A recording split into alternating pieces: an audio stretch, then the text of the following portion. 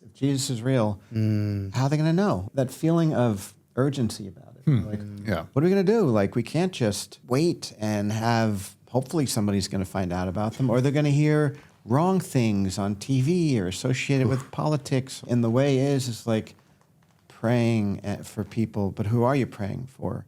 Welcome to Jesus in the Upper Left, where we're talking about gospel multiplication in the Pacific Northwest. All right, well, today we're really happy to be back with the Jesus in the Upper Left podcast. I have a new co-host with me today, Reverend Dr. Tim Osborne. Yeah, we'll go there because you should take that, man. All right, I'll take it today. Yeah. That's good. Yeah, so Tim actually works at Western Seminary now and has served as a pastor in Portland for a long time.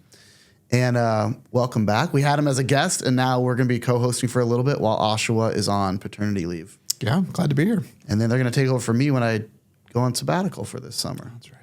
I'm going this summer too. Nice. Yep. Right on. Can I ask a question? What does Jesus in left corner mean? Yeah, Jesus in the upper left is Jesus in the Pacific Northwest, And just kind of like, there's a little bit of upper left. My brother even gave me a hat, but like the upper left, sometimes we call Washington and Oregon Where'd I the get upper left, Yeah. It's Jesus in the upper left, yeah. Oh, it is upper left. Okay, got it. All right. Yeah. So yeah, we have Dan Kimball with us today. It's great to have you with us. Like I said before, I've followed your ministry for a long time. Learned a lot from you. You know what's funny is we have a lot of adult Sunday school here at my church, and someone else was using your class like last fall on kind of they love Jesus but not the church, that kind of stuff. Yep. I wasn't in that class, but we love you here in Portland and at our church, and it's great to have you. So why don't you share a little bit about your background just as a follower of Jesus, as a church planter, what you've been up to in ministry. Yeah, my background was I grew up in the suburbs of New York City in New Jersey. Nice. Wasn't Christian growing up. My family life was really great, but they weren't atheists or anything in that way. And I probably never rejected God, or I didn't think about it basically until college. Went to Colorado State University, and it was one of these things where no one was asking me to be part of a church or go to anything, and it was one of those tables in the beginning of a college year, they put out tables with so if anyone does that, like something may come out of it. Yeah, for sure. But I picked up a little tiny tract at one, and it was like about, is Jesus the only way, or something like that. And it was the first time I ever thought, like, what is Christianity and religion? Which just got me on a several-year, slow but depthful exploration of faith. None of my friends were Christian, and what occurred was I had several of my friends. One day I walked. This is actually an important part of, which even leads to church planting. Was that I came home, and I had a couple of my friends that got all quiet when I walked in the house. And you could tell, like, you're talking about me, what's going on? And they just said, we're concerned about you. We see that you have a Bible, and I started buying some books. And it was like them caring for me. They're like, we're worried about you, like, because Christians are, and they started listing, at that time, a lot of end times stuff was in the works. End times fanatics, you're going to lose all your creativity. Like, remember these comments, and then the word cult came up, and I remember, like, how do I know I'm not getting into a cult? Because people that get into cults don't know they're in cults. So how do I know Christianity is just not a cult in America? And so it caused me to always want to recognize valid questions, and eventually I was just very quick. When I graduated college, the band I was playing drums in a punk and rockabilly band. Went over to England, continued my reading, found a tiny little elderly church of about 20 people who took me under the wing. And I would say during that time, I started understanding the gospel more, grace, and I started identifying as a Christian in England. Wow. Where was that in England? Right in London. Okay, yeah. I lived in London for a year and a day. And it was just it was a great time, but the early days of not being a Christian, having friends who were actually concerned, it wasn't like anger. It's just like, we don't want you to become one of them. You know? And I'm like, and that was very formative because I've never forgotten that. And almost everything in ministry is always thinking through, what does this sound like, look like, understood like from someone that's never read the scriptures or doesn't understand church or might have had a bad church background from something that's constantly there from those years. Then ended up moving to California. The bass player got a job in San Jose. We ended up moving out. Knew I was supposed to want to be part of a church. Went to Santa Cruz Bible Church, and Phil Comer, who was that's John Mark's dad. John Mark Comer's dad. That's funny. He was the choir music leader, and John Mark was like 5 or 7 years old or something. I don't know. He was a little guy. Whatever happened to that kid? Yeah, he went off. Never mind. I was watching Practicing the Way this morning. Come on. Yes. Amazing. Thank God for John Mark Comer. Yep. And his little brother who plays the drums too. Yeah, Matthew. Matthew. Okay, Yep, there you Matthew. go. I have not Yep. met him, but I've been blessed by his drumming. Yeah. Well, I became like, and my wife was mentored by Dan, Phil's wife, and so the Comer family that season was super important because Phil was not a Christian growing up. He was a drummer, became a Christian, was in a band, and he took me under his wing. And for the couple of years in Santa Cruz, he officiated our wedding. Wow. It was a big part of, and then he's the guy that actually encouraged me to, because I kept asking questions. I was working for an architect in Santa Cruz County, and then he encouraged me to go to Multnomah because he went there. And the girl that I liked that eventually was my wife, became my wife, was at Multnomah, and I knew her from Santa Cruz. So I'm like, all right, took a year, went up, and the more, I would say the more for me, I started reading scripture, learning who Jesus is, understanding even church to some degree.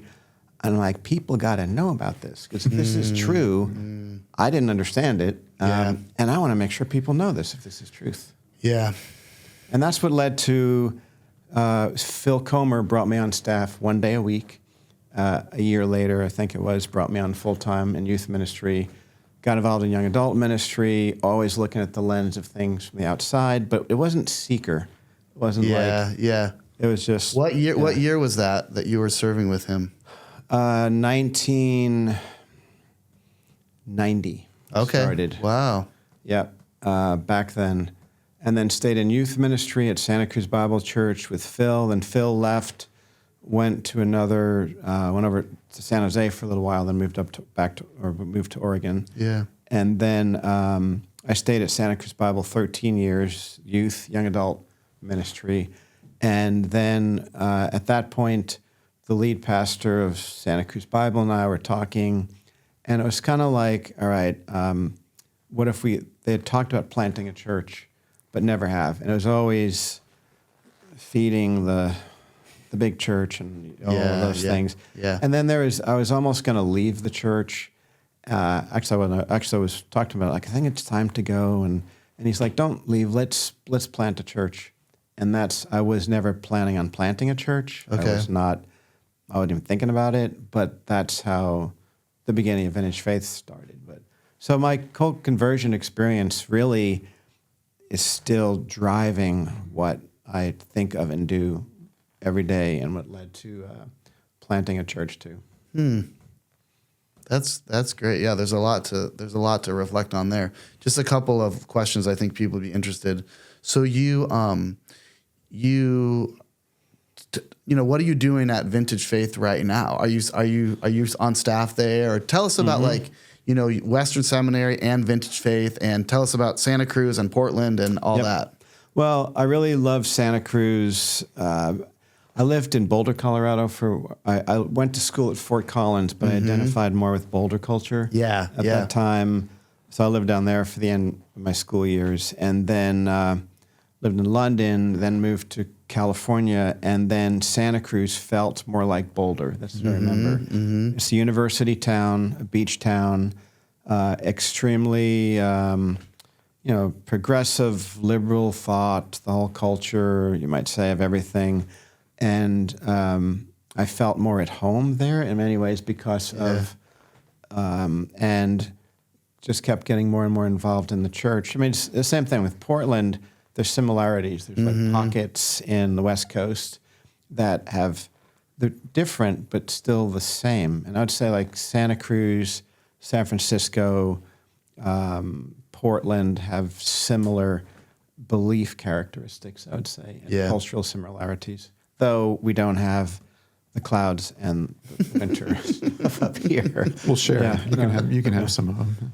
No, right. It gets cold in Santa Cruz, but that's where the wetsuit was invented, right? Yeah. No, that's right. That's exactly right. Yeah, O'Neill, he started the wetsuit. Dan, when you so that I don't think I knew that you had considered leaving the church or at least stepping out of your role, and then began to talk about planting. Yep. And just thinking through, there's so many different of the people who listen to this podcast and who are thinking or involved in ministry and reaching people in the Pacific Northwest. There's so many different stories that lead to it, and so many of them are church planters, and there's kind of a stereotype with that, or like a typical path. But it doesn't sound like you kind of followed that typical path, but you ended up planting. So can you kind of walk through your personal journey of that? And then what are the things that you were thinking about and had to lead through and make decisions on as you were planting, moving from an established church to a brand new church? Yeah, I was at Santa Cruz Bible Church when it was like 400 people, and then over the 13 years, it grew to about 3,500 people, something like that. The young adult ministry I led, which got me in all of back then, the emerging church discussion and all that. The young adult ministry was probably like 800, 1,000, sometimes over 1,000 young adults, which was really big at the time, especially in... And that was like college students, high school students? Yeah, primarily college and 20s and some high... But at the time, if you're a high schooler...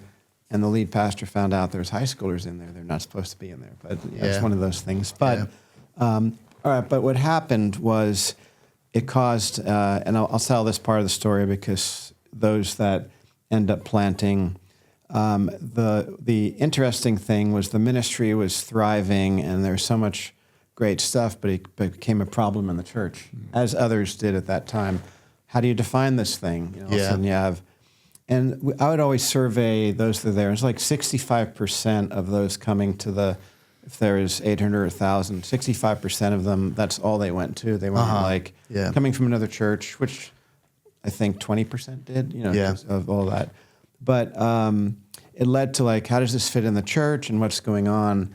And got to a point where the lead pastor, who's wonderful, wonderful guy, sees church at that time in a certain way. This doesn't really fit. So wanted to change it into the 4th and 5th worship gatherings of the church.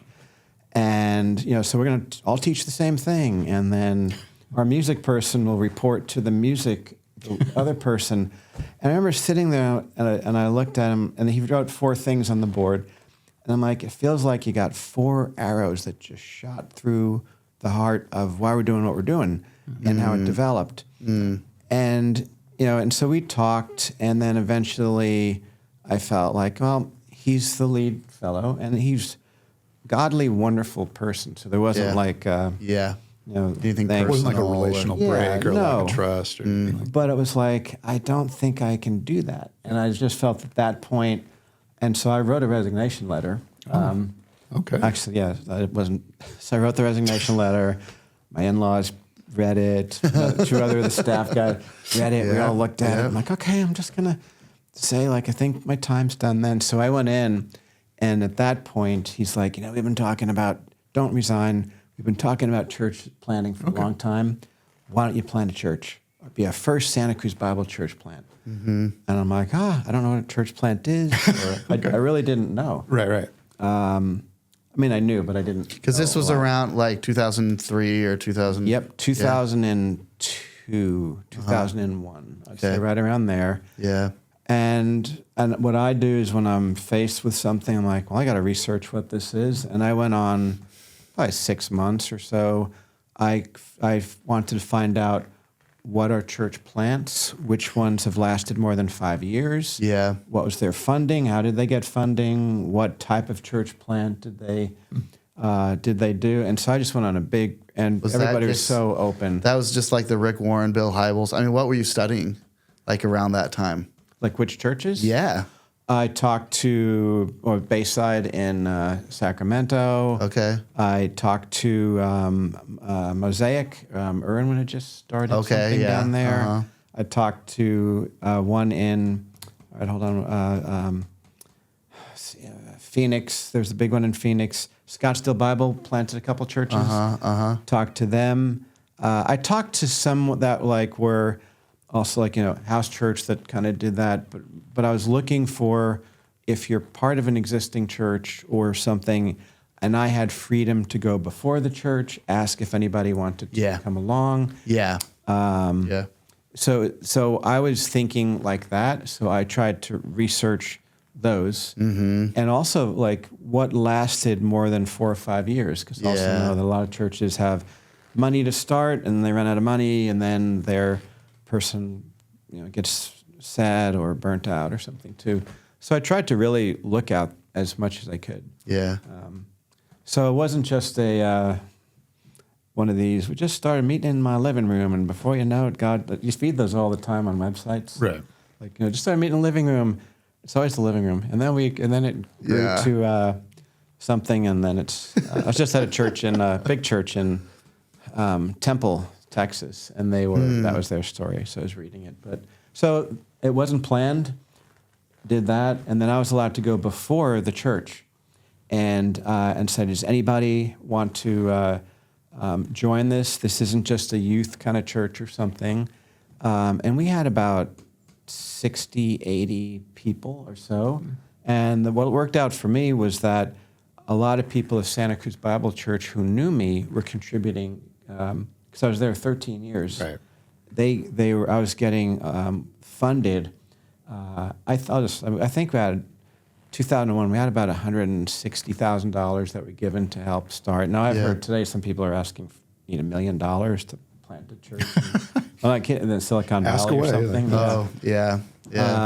But that's what we started. So it doesn't sound like the young adult. I mean, Graceland, the young adult ministry you were leading. That didn't just all go with you to plant.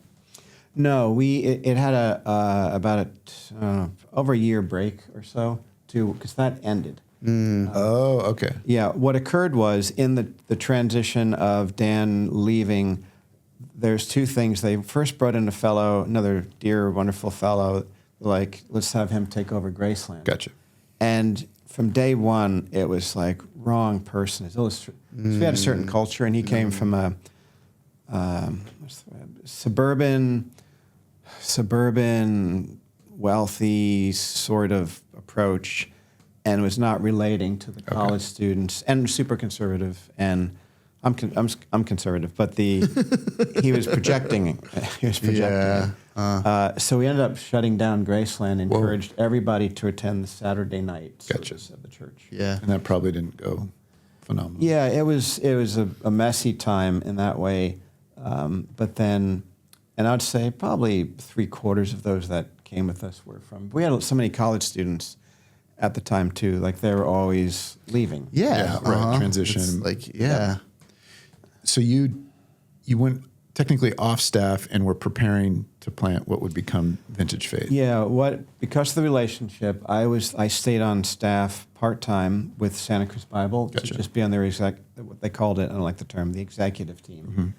And then the senior pastor had resigned after. Wow. It actually delayed it some because the senior pastor ended up resigning, and he became the president of a big national Christian ministry.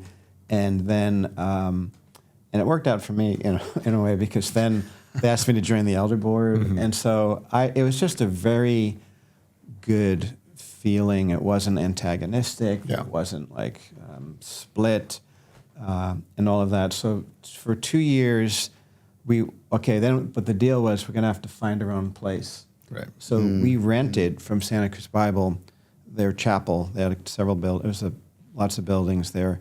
and paid rent to them, and I stayed on staff, and they paid me 1/3 of my salary came from the church, Santa Cruz Bible, and then the other was from. Were you preaching at Santa Cruz Bible Church that interim time? Yes, again, it helped a lot because I mean I was there so long that they knew me, but I became the interim teaching person for the church. Yeah, and I scheduled out other staff and things. So it really was like a very joyful type of a plant coming out of there. Yeah. I'm just imagining. But we were a nonprofit. It wasn't just the side thing. We became our own nonprofit and all of that stuff. Yeah. So you're independent. Yep. I would imagine after transitioning out of an established church where you're not the leader, you're one of the leaders, to planting a church. What can you remember any like significant either changes or new things that you felt like that you needed to do, that you were free to do? Like what changed in your ministry or leadership style as you planted a church versus being in an established? Probably the biggest thing, much of the skills and things you're doing stayed the same. Like if you're leading a young adult ministry, we had midweek groups, we had classes, so we really were. If you go back then, and I can understand the criticism and why it got messy in the church. If I was the senior pastor, I'd be like, this does feel like a church within a church. Yeah. But I would say the biggest one was money. Okay. So you're a young adult person. I'm like, I don't know, it's coming in from somewhere, but it was really. But then I'm like, all right. So how's this going to work? And never really talked about giving as much. Never thought about the. And we had budgets and all of that, of course, that we did, but not the feeling of the weight of this is only going to keep going if people who are worshiping God through their giving. So that's probably the biggest change I would say. Yeah, that's huge. Yeah. Was that, and then when we changed locations, had to do a lot of shifting. That was another, because after we looked in Santa Cruz, which isn't a big place, where are we going to meet? Yeah. And we had by that time, 150 people or something like that. And then it was contacting every single church. We wanted to be on the west side by the university, so we had kind of an area of town to go to. And we looked at renting. There's this Philippine hall. We contacted a bunch of different churches, and there was one of First Presbyterian Church of Santa Cruz. The pastor, it was probably 50 mainly elderly people there, and he was golden-hearted shepherd, wonderful man of God, and then just said, "Why don't we'll let you meet here? In fact, won't even charge you any rent." Wow! And, I love stories like that. It's my denomination that I grew up in. That's what I was telling you. Okay. So, my dad probably is friends with him. Oh yeah. And that's cool. Yeah, and I knew nothing about Presbyterian anything. Yeah, and it was and so we moved in, and they had a 9 o'clock and an 11 o'clock, and so we did the 11 o'clock. Okay. And wow. But the pastor, part of the deal was, Dan, you got to do the teaching, because he was more of the shepherd. Okay. And so I started doing the teaching at 9 and the 11. Okay. And then what started happening is literally after a couple of months, there's only 2 people at one time in the 9 o'clock. They all shifted to the 11 to be around all the life. Yep. And at that point, then we started saying, what if we become one church? What does that mean? And so that ended up going through a long season of what's the Presbyterian world. Right at the very time, it was the PCUSA church that was leaving the denomination, becoming ECO, which is another Presbyterian denomination. And then we ended up purchasing the building. It's probably $6-7 million building, and we bought it for $411,000. So you're just really good negotiator. Well, it was part of how these things were going on. That's amazing. But it was the first time I ever went all right, we're going to buy a building and then ask for funds for something like that. Right. Yeah. And I was so nervous, but no one, even the most skeptical 22-year-old who thinks you shouldn't spend money on anything, is not going to argue buying a building in Santa Cruz for $411,000. No, yeah. So way more came in so we could do stuff. So then we purchased the building. But the big changes were, where's the nice light system that we had in the other building? There's stained glass in this room. We can't darken the room. Oh my gosh, like what a different feeling. And the soundboard's from 1964, It was like that kind of feeling, and then had to go through a lot of, which anyone that moves into an old building has to do. And those are like, we didn't have a copy machine. Like the one was like so old that they had. So that was kind of a jolt of like feeling like a startup business. I don't like saying church is a business, but needing copy machines and those type of things. So that's a lot to deal with, like a lot of those things I just think of as like operational or internal. Yep. And then there's obviously when you're dealing with money, the purchase of the building, but just having to teach on giving and model that and talk about that, like that's a big step of faith. So there's a lot of maybe challenging things going on. What are some of the stories early on where you saw God work? And I mean, that, again, I think people know, but university setting, Santa Cruz, California, as we mentioned, progressive liberal, like that's a culturally challenging environment. So what were things that were like kind of clear signs that God was at work, kind of wind in your sails? Like, yeah. Well, from day one, and this sounds so cliche now, it does, but like, right, we want to have some sort of music venue, coffee shop as part of this building. Right? We did that in Seattle too. So you were the first one to do it, though. You were the first one to think of this, right? You came up with this 20 idea. years ago, yeah, seriously. It just wasn't like, it wasn't everywhere then. Every coffee house has something.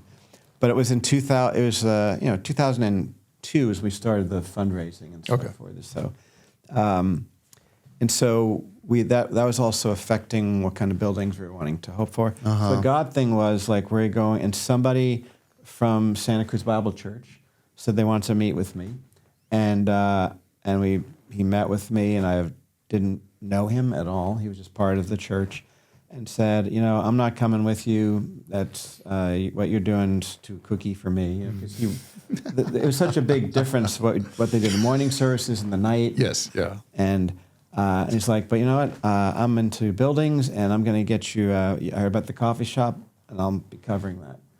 Wow. So when we moved in, he paid for all the renovation. I'll be covering that. Got the whole thing. And so we spent more money on the coffee shop than lights or anything because we're a mile from the university. And again, I feel like it sounds so like cliche, corny now. We're starting a coffee shop, but it was. But it's really still going. effective. I mean, it's still going. It's been going all this time. Yeah, it's fantastic. It's packed. I mean, if you were to walk in, it's probably like 90 seats or something in there. It's filled. It's not. Pre-COVID, we're doing music shows, and in my shifting my role at Vintage, I'm going to get back involved with all the music things at the Abbey, the coffee shop, and it's a major way of having the university and people in town in your own church building there. In a somewhat antagonistic against, to use the term in the original way, evangelical Christian church there. But the Abbey is an essential part of from the beginning of the church plant. So that was there. And also like when you're starting a church, we were just constantly, the church doesn't have a missions department. It is mission, so like, the offering envelope had global mission, local mission, and the local mission was the church. Yeah. So it was really trying to. Somebody was reading Newbigin. No, yeah, of course, right. There you go. Yeah, in fact, and then we did missionary training. That's what we called it when we started the church up for the 60 whatever it was that were part of the original. We went through. Made this little booklet, missionary training, missionary theologians. Was that it? Well, that's we use using some of those words. Yeah. Sure. Yeah. And so I think the burst of the energy was then the interesting thing is after 20 years, how do you keep that still in the ethos of the church and all those things? But it was like that's how we launched it, and it was even in the language, how important language is. Yeah. never forgetting that there's people that think Christianity is a cult. If that person took the time to come to one of our meetings, and as much as, I don't know if people agree on this or not, still a Sunday gathering still seems the first step of entry into a Christian community. Someone might bring you in, but they're bringing you generally there, not the midweek groups or something. So it's, and I'm almost every Sunday I still teach. I was like, there's some of you here that might not even be Christians yet, and just say that and knowing that. And some might be brand new, shouldn't even know what I'm talking about. Or I'm looking up, I'll say a book of the Bible, I'll hold it up and say it's about here. And some of this church, they know. But I love that. I heard this thing last week. Kathy Keller. They're doing like a city to city podcast right now, and Kathy Keller said this woman from the Upper East Side came to her. They were a year into it or whatever, and she saw a Christian raising their hands in worship, and the woman turned around and said to her, "Who's she waving at?" Oh, right. Like it makes no sense. Absolutely. Like if you've never been in church before, makes no sense. And and she was like, "Okay, we are onto something here. Nice. Like these are the exact people that we want." And it sounds like there was a similar kind of culture building for you guys. Yeah, and try to keep it going. So not after 20 years you're not, open up to 1 Corinthians 6, as you all know where it is. It's like, always remember that. And if there's just one person there that's walking in, and it's just keeping that constant. So, but there are definitely jolts of change and learning all the time, for sure. What are some of the? That's a very intentional missionary lens and perspective. That's part of the vision and the culture. A posture. A posture, shapes everything. What for you? What are some of the let's say cultural hotspots or challenges that are kind of always in your view when you see Santa Cruz?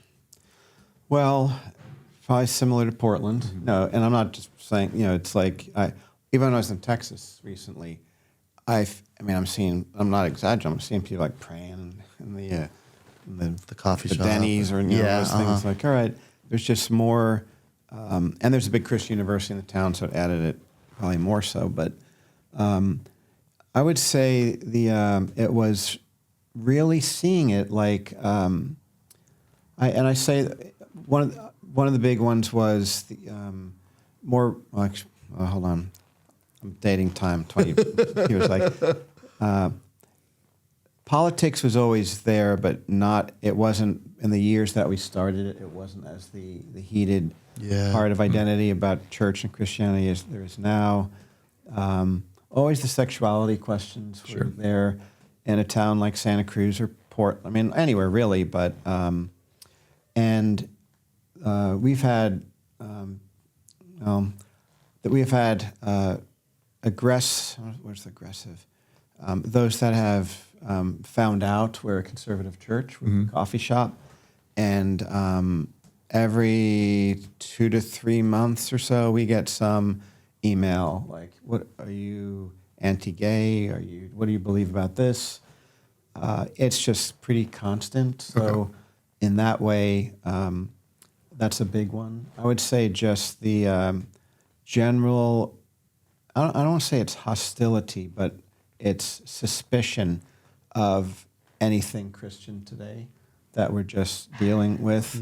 The university itself there are some great on-campus groups, but when you look at the percentage, and I've been there long enough to know 30 plus years in Santa Cruz, it's very small compared to what it used to be. So there's much less of a Christian presence in general. And then there's one big church. I think we're still the second largest evangelical church in Santa Cruz, but there is a lot of church hopping around, and that's kind of common. But I'm wanting to know where's the ones that are seeing new believers coming in and all of that. It's probably everywhere. I'm not sure I answered your question, but it's probably the same. Those are the big issues.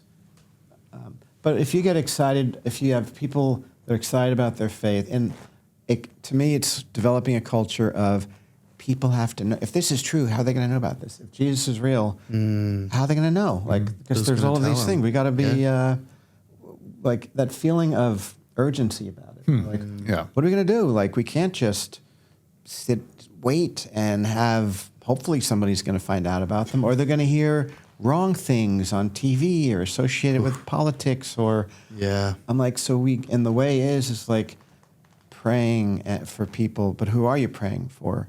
Are you praying for anybody? I always ask that. Like, Yeah. what is your, Yeah. if you had to say your list, how many non-Christians are on your list that you're praying for? How many non-Christians are in your cell phone, in your contacts? Yeah. When you get your hair, I talk about this a lot. If you get your hair cut, you're going to the Christian barber who does it, or you're going to non-Christians?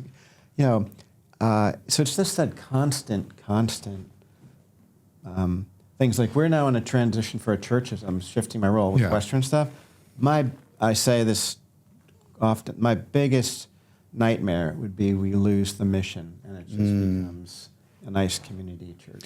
Well, I want to ask you about Western, but I think that's very encouraging to hear. I would guess for many of those that listen to this podcast, that's encouraging to hear, because you've been in one, like, say, mission field. You said 30 plus years. You've been in Santa Cruz for 30 plus years. Yep. And yet you're keenly aware of the urgency of talking to people about Jesus and sharing the gospel, and at the same time maintaining a culture and a leadership within your church, Vintage Faith, that is maintaining that and not losing that. And so, because so many people that are wanting to see people come to faith and wanting to disciple, want to multiply churches in the Pacific Northwest, pretty quickly run into the challenges and the uphill climb and the contrarian nature of so much of culture. And so there are plenty of barriers and challenges. And so to hear a story of someone who spent their majority of their adult life leading for Jesus is encouraging. So we've only got like 5-10 minutes left, and I want to hear about theological education, how you think that equips people for leading in this, and really from both of you.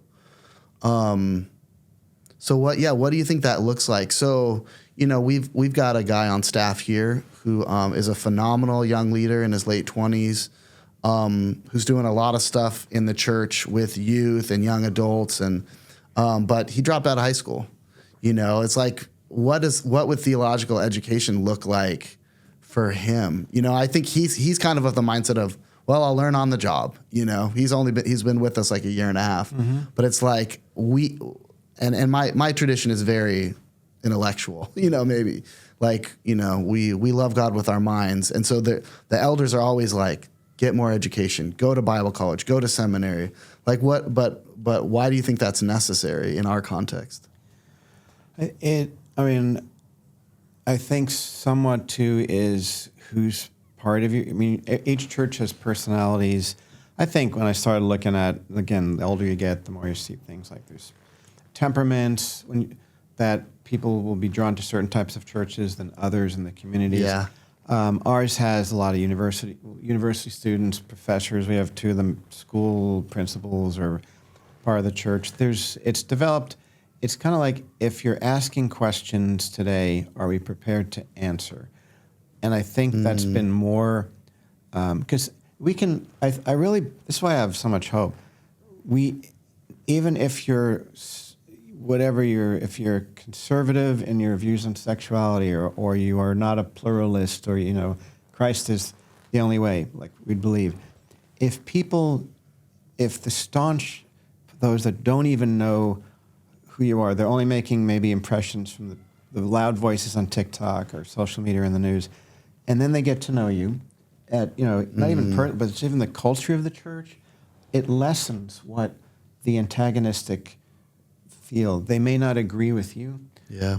And I can say this: we never, more so than ever, we can't be hiding our beliefs or just saying, getting out. We just need to love people. If we're not being truthful with all of the gospel and the teachings in the New Testament about morals and ethics, if you're choosing to follow Jesus, then we're not caring for them. So I don't agree with the philosophy in a mission-oriented church to hide doctrines and truths and those things either. Yeah. But not, but obviously be careful how you talk about them. Yeah.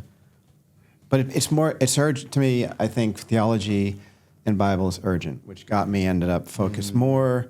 From day one, our church was, asking God to transform us into a worshiping, because we're worship forever, community. We're not alone in community, missional, even though the word became trendy. A community. We can be a nice, happy worshiping community, and that's how a lot of churches end. Or I join a house church because I like it and it's comforting, and then it doesn't multiply. So then, we're a worshiping community, missional. Then we have theologians as one of our main statements, because if you're on mission, people are going to ask, give me the hope and the reasons for the hope that you have. Yeah. What are you going to say?